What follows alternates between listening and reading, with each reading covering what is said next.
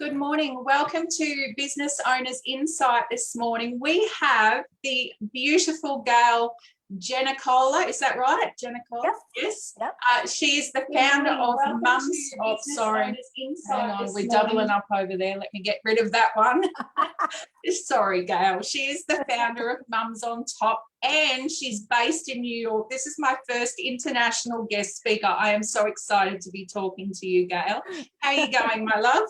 I'm good. I feel so special now. I never feel special here in New York, but now you made me feel special. Oh, lovely. So obviously you're a day behind us. So what time is it there for you? It is 8:13 p.m. on, wait, what's today? Monday. Oh, okay, yes. So really getting ready for bedtime soon. Yeah. Okay, well, we won't keep you any longer than we need. So let's get into it. Tell us who Gail is. Okay, so Gail is a mom of 3 children. I always like to start with the identity that I am the most proud of and the most in love with. I'm also a wife. I should kind of put that on the same level. I'm a wife of my husband, Scott, for 33 years. My children are all grown up. My oldest is 29, and I have a 27-year-old and a 23-year-old. And you know what? I still love being a mom, and I still feel like I'm needed, and that's a beautiful thing. So that is my most cherished role. I am also a business owner, which I imagine is why I'm on with you today, because I don't think you want me to talk about my children.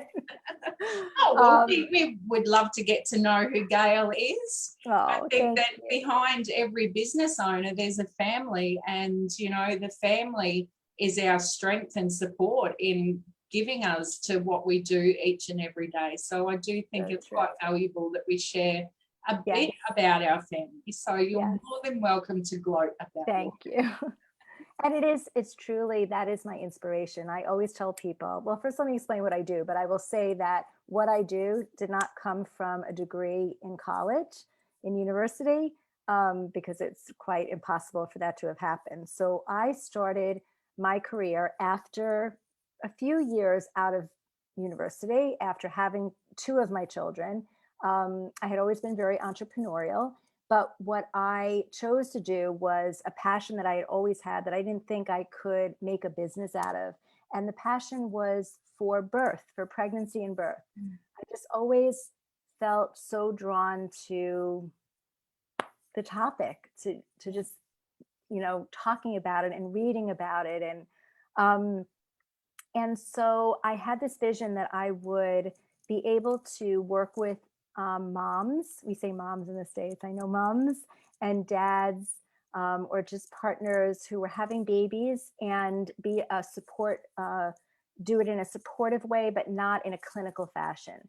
And so I thought I had made this up in my head. And as it turned out, I had my children before most of my friends. And then a friend of mine was having her first child and took a very comprehensive and more, I guess, I don't know, you know, however they do it in Manhattan, in New York City. I live in the suburbs, so I didn't have anything like she had, but she took this amazing class that was given in a place where they had other birth services besides childbirth education.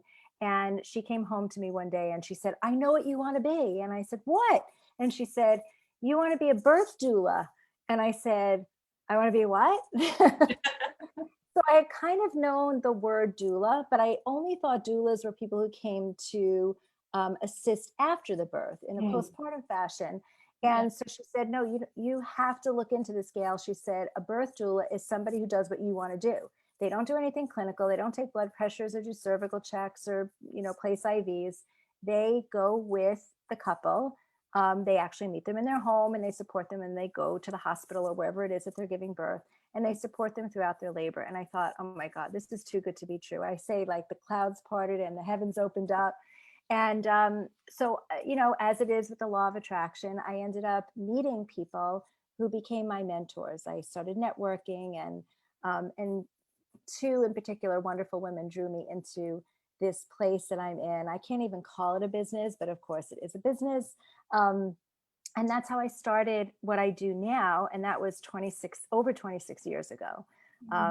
And at the same time that I became a doula, I also became a childbirth educator at their encouragement, and never thought that's what my path would be. But as it turned out, 5 years into my business, I stopped going to births and I continued on strictly as an instructor, as an educator. And the reason really was because, and I know you will relate to this, Sally, you know, we're women and I mean, I shouldn't say this, it's sort of stereotypical because I'm sure men feel the same way, but women in particular who are mothers have a whole existence already outside of being business people.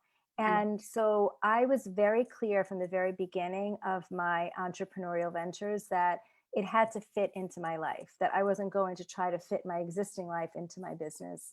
And being on call, can I say, sucks so badly. Certainly at all hours in the morning, getting those calls, right? Yes. And it's not even, I mean, I'm okay. I'm good about like, if I'm woken up in the middle of the night, I'm okay. I'm good with that. But it was more the anxiety of not being able to get to a birth or missing something that was going on in my family because I had to go to a birth or I was at a birth, even though I loved being at birth. So it was just a little bit of a conflict and it didn't feel right to me. After a while, I just was so stressed out about it. So I chose to just go the instructor route, and it turned into a really blossoming business and really more of a passion than anything, even though I still go to births here and there, and I have over the years, and I love it. I love it when I'm there. The anticipation of it is not fun for me. So that's it. So that's what I've been doing for all this time. And I recently, within the last year, even though I've had this on my mind for so long, what had happened was I went back to school a few years ago to become a health and wellness coach. And I did it in the functional medicine space because it's what interested me the most. And it's the kind of medicine that I personally think should be practiced 100%. And the kind of care that people should get. It's very holistic, meaning comprehensive, and really looking for root cause. And I think it's phenomenal. So I went into coaching in that realm, and then I got a national board certification. And I thought, what am I doing with this now? You know, I'm in the birth field. But the truth is that health and wellness is certainly not just physical at all. It really touches upon every part of wellness in a person's life. And so because I had this like dual passion, what I ended up doing was I married it with my interest, not only in pregnancy, but in the transition into motherhood, and then the entire timeline of motherhood, because I'm already sort of on the other side of it now. So I created a group called Empowered Moms Mindset. I believe very much in mindset. I feel like that's what drives all of our behaviors and actions and can really build a life of empowerment. And the role of motherhood, although we joke about how depleting it is and how exhausted we are and we don't have a sex life anymore and, you know, all these things, I truly believe that being a mother gives you the platform for empowerment. You just have to have that mindset around it. Absolutely. So I kind of do both things now, but I feel sort of like I've married them. Yeah, no, that sounds amazing, because I suppose also me being a mother of 3 children and I only went to antenatal classes with my first son, and that wasn't a really good experience. It wasn't personal. It was, you're in a group class, whereas I suppose that you're able to connect with the mother and the partner or the father as well on a more intimate basis, right? Like, because I feel, I don't know, I may be wrong, but I feel personally that these midwives, they read out of a textbook, they go to university to study, but sometimes they don't listen to the mum's intuition. You know, she's going into labor and she could feel something that's not going right or something, but what would you know? You haven't, you're in the middle of having a pregnancy. So I sort of feel that these midwives and educators in the hospital, they aren't intimate either. So I think, is that something you think that it's lacking? Oh, yeah. Oh, my goodness. Yes. So on the education side for childbirth, but also in the care provider side. Yeah. And it's very interesting that you're saying this. So wait, so Sally, I assume, I should know this, but I don't. So in Australia, you're mostly cared for by midwives, not obstetricians when you're pregnant? No, we do go to obstetricians. Like some people have the option of going through privately, so through a private obstetrician, which I did, or some people go through the hospital system where it's a department, you know, where they go and they have somebody, I don't think they're an obstetrician, but they're more of a nurse, a baby nurse that will, Okay. yeah, It's check just them the over. reason I think it's so fascinating is because even though I don't believe that all midwives are created equal, I do have to tell you that here in the States, we have very few midwives. Almost everyone here is cared for by an OBGYN. And so we have sort of now, I think a little bit, at least if I compare to when I first started doing what I do, more of a resurgence of midwifery. But midwives practice so very differently, if I just make a generalization, than OBGYNs do, in that they really are the experts in normal birth and in normal and care and keeping things as normal and natural as possible, where again, generally OBs will want to medically manage somebody's pregnancy and labor. And so it's very, very different care. So I often talk about that because people here in the States don't really even understand what midwives are. They'll say, oh, midwives are only if you're having a home birth. You know, a lot of people feel. Yeah, So sure. Isn't that interesting how, you know, in different parts of the world that, you know, like a midwife to us is completely different to a midwife in America. Yeah, it's so true. But honestly, as I said before, not all midwives are created equal, not all OBGYNs are created equal. And so my platform is that people in general and women who are having babies in particular should be seeking individualized care. They should be advocating to have their care and themselves be seen as completely unique and most likely different in many aspects than anybody else. And they also should see themselves as consumers. You know, we go into this amazing time in our lives and we sort of toe the line. You know, we make a lot of assumptions about the way it's supposed to be. We make assumptions that having a baby, everybody does it the same way.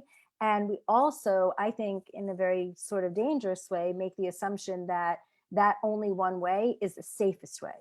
So again, here in the States, it's probably the same, but sort of in different ways in Australia. But here in the States, most people who, and I use the word ignorance not as an insult, but it's just that the word indicates that there's a not knowing. So people who are ignorant about birth, who have not researched, who don't really know what the evidence says, who don't understand that there are many, many options and that every woman's journey is going to be very different, will make the assumption that the safest way to have a baby is in a hospital with an OBGYN who graduated from Harvard and has all kinds of degrees on their wall. And then they stop. You know, that's all they care about when they're seeking out their birth team. They don't even know that there could be other people on their birth team, and they don't know what their options are.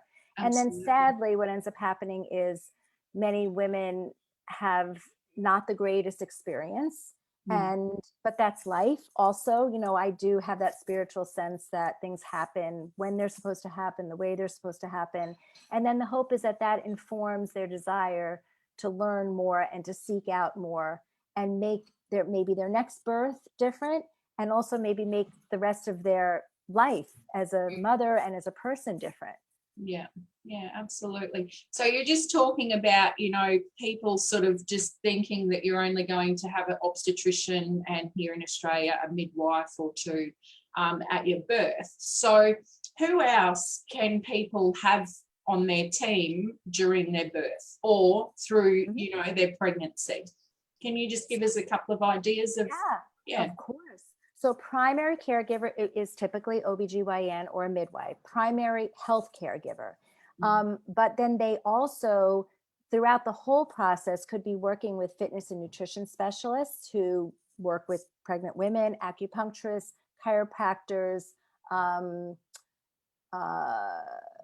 pelvic floor therapists, very, very important, both during pregnancy and then postpartum. Lactation consultants. And I encourage everyone that I speak with to have a relationship with a lactation consultant before they even give birth, because you don't want to be in that place where you're scrambling to find the support when you need it. And so what's the worst case scenario is that you'll have maybe a check-in after, just to say hi and make sure everything is okay, even if everything's going smoothly. Mental health therapists, especially those who deal with prenatal and postpartum issues around mental health. I think that's really important. Birth photographers. Yes. I mean, you have to decide what's important to you. And so that's part of it. I'm so glad you asked that question about this, because again, people wouldn't even think to create a birth team or a pregnancy team. But you know, the part of that reason is because nobody is encouraging them and giving them space to recognize that birth is not just the outcome of delivering a baby.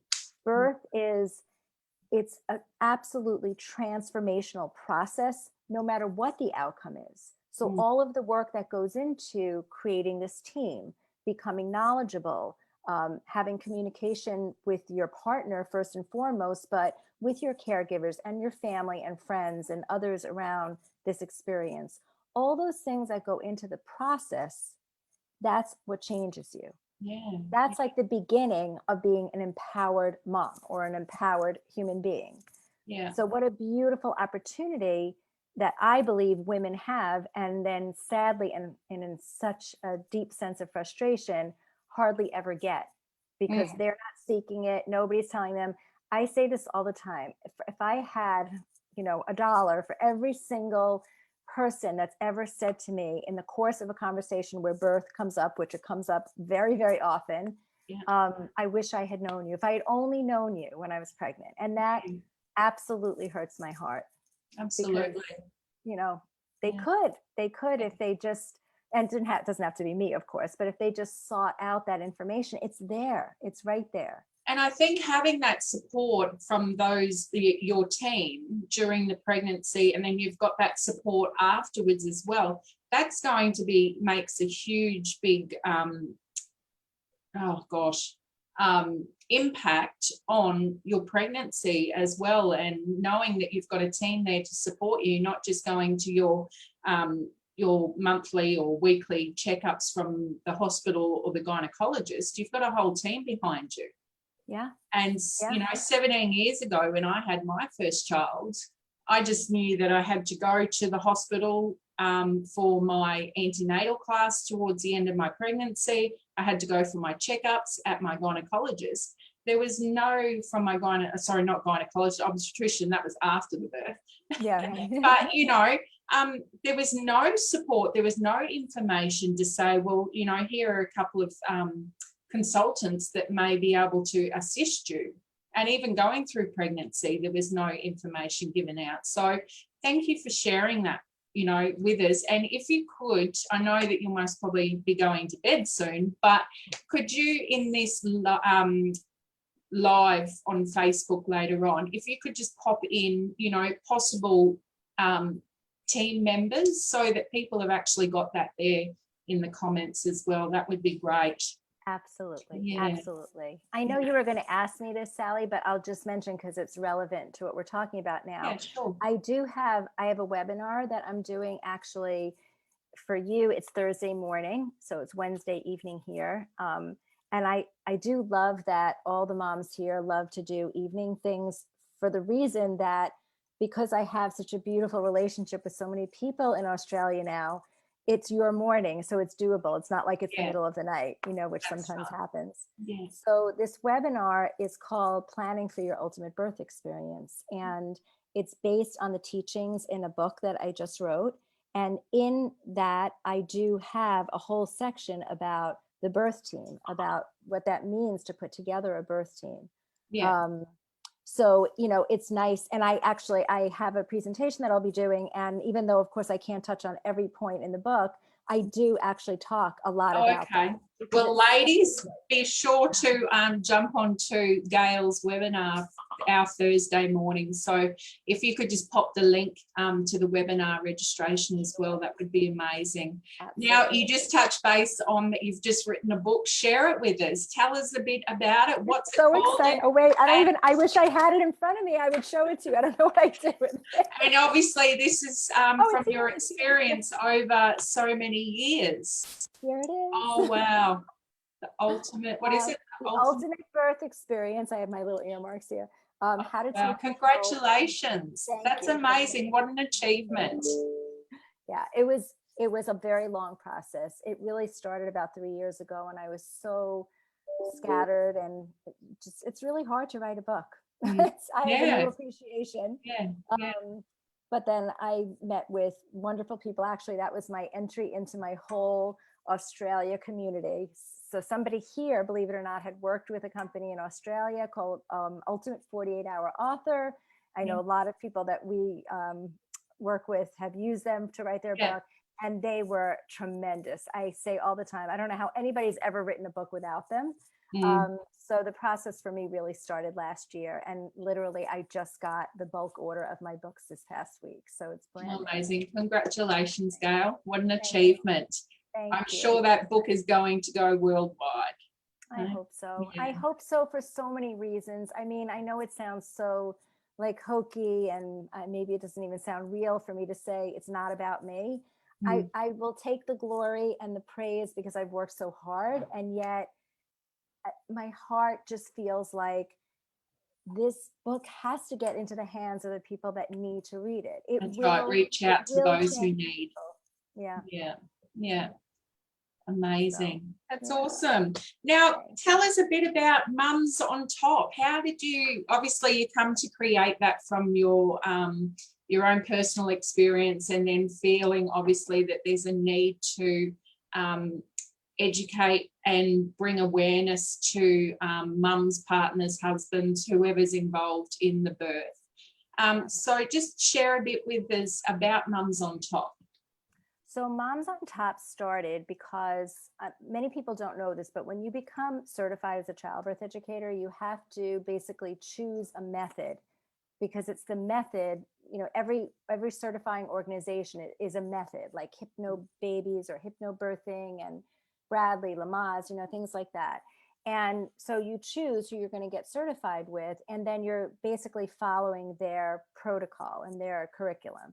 And so I had to make that choice very early on, and I made it for all different kinds of reasons. And then as the years went on, I just said, you know, for me, this whole thing has to be authentic. It has to be coming from a place that feels right for me. I don't necessarily, not that I think it's a waste of time, but if I'm going to be the instructor, and maybe it's always because I had like more of a coaching dynamic around this. So I was teaching valuable information, but I was also interacting with these parents and with these soon to be moms and then postpartum moms.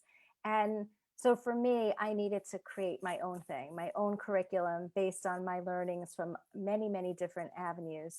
And so I created my own platform. It's not, I don't certify anybody else. It's just me. And the name Mums on Top, I won't even go into it, did not come from me. It came from somebody else who thought that it would be very provocative, as it is, because people say, oh, Mums on Top, but it's stuck. I have my logo and whatever, so it's been Mums on Top for many, many, many years. And it's an educational and coaching platform. I often like to say, though, that I am a coach. I am actually a board certified coach, but the word coach, I think, is so overused in a lot of ways. And so I really consider myself a mentor. That's what I am. I'm a mentor, and I sort of have the right to be one now that I've been doing it for so long, and I'm sort of old now, I guess. So Mums on Top is the platform for the courses that I teach in childbirth education. They are all online, and they have been even before the pandemic. That's my dog opening the door. I don't have a ghost in my house. Oh, truly. What a clever dog. Yeah. she just pushes it open. She has to be wherever I am. So this childbirth education is on there, all online, but everything is very personalized. So there's no like polished module based thing. The classes are online, they're recorded, but then I meet with every single couple individually after each class to coach them, to review with them, to make sure that they are ready for their birth. And then within Moms on Top is also Empowered Moms Mindset. So it kind of transitions moms from the place of birth into parenting, whether they're parents for the first time or they are having subsequent children, into this life of wellness. And I do fashion it after what I have done kind of on my own, where I have taken really a lot of the challenges of life as a mother and otherwise, and I have combined it with my knowledge of wellness and what that means. And, and I've used my role as a mother to get to really a place of fulfillment and happiness. And that's what I want for these mothers. I want that for them so badly. Beautiful. That's lovely. Now, what would your biggest tip be? So let's say for someone who's just found out that they're pregnant and they've got 9 months ahead of them, what would your biggest tip to them be? Okay, so my first biggest tip would be surround yourself, like Jim Rohn, the famous philosopher, said, you are the average of the 5 people you are with all the time, or mostly, or whatever the quote was. And so I believe that to be true, and especially in this particular case, because there's so much misconception around birth. We are filled with a culture, a world culture of women who love to tell war stories around birth. And that's all we know. And I feel like these poor young women who are having babies are just so filled with fear and anxiety and just unknown. The unknown can make you feel that way anyway. But then when you hear all these stories, so to surround yourself with people who really honor birth for what it is, which is a physiological process that is the transformation of a woman into, a whole new part of her life. And so be around those people, because the more you're around those people, the more matter of fact that will start to feel for you. So that would be my major tip. And then maybe not in the very, very beginning, but don't wait until you're 30 weeks pregnant to start educating yourself, because I love that you brought up the birth team. If you start doing it then, although it is very possible and it is very important to change teams, to change care providers, if you find after you're educated that you're not on the same page and you're not going to have the birth that you're hoping for and you won't be supported, it's so much easier and more effective for having an empowered birth experience to find those people in the very beginning. So I would say, once you find out you're pregnant, like everybody now finds out they're pregnant when they're like 3 seconds pregnant. So, maybe a few weeks after that, once you are like, again, surrounding yourself with these very healthy minded people, and you learn about ways that you can become educated and do these things to get yourself prepared, start the process. Don't wait. Don't wait. Yeah. Before it's too late, like you say, don't wait until 30 weeks. Right. Or when again, you can always switch providers. I've educated people who were 36 weeks, 37 weeks, I'll rush it through if I have to, anybody that wants to have that information, I'm going to get it to them. But it's why waste all that time being so anxious and stressed out, Yeah, absolutely. Yeah. So last question for our interview. So how do people get in contact with you if they want to have, do you offer a free consult, or what do you offer from an initial point of contact, and where can people find you? Okay, so this will sound so unprofessional, and I'm going to totally say it out loud. So, when we take courses in business coaching and marketing, we're taught to make it very formal, that we offer this 30-minute discovery call or whatever. And, I know we have to call it something and we have to set it up in our Calendly.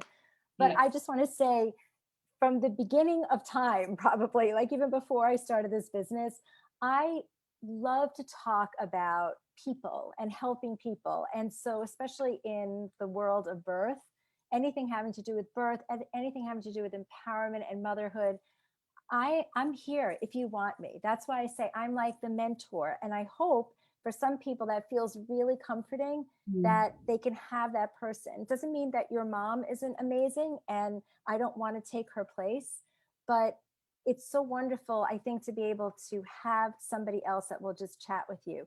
So yes, 100%.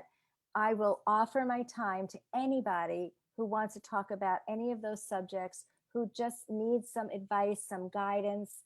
I am very clear that I never want anyone to feel like I am reeling them into buying something, or if it, because my true belief is that if you and I talk and we both figure out that this is right for you, which it's not always right, but if we know it's right, then that's how it progresses, and that's how it's supposed to be. So yes, so momsontop.com is my website. So MOMSONTOP. And there's a contact button on there and it goes right to my email. So any message that's put in there, I will see it. And I reply, of course, to everybody, and we can set up time to talk. Oh, lovely. And you have a Facebook group as well. So we will get you to pop the link into the comments after we finish our interview as well, if that's okay, so people can find you there. It has been an absolute pleasure talking with you, Gail. Thank you so much for joining us today, or your evening. And ladies, if you just want to get in touch and ask a birthing question or a pregnancy question or a mindset question, please do. Gail is your person to go to, and she will pop all the links into the comments after we hop off this live. So thank you all for watching, or if you're watching the replay later on, and we will be back next week with another entrepreneur who will share about their business. Thank you for joining us, and bye for now.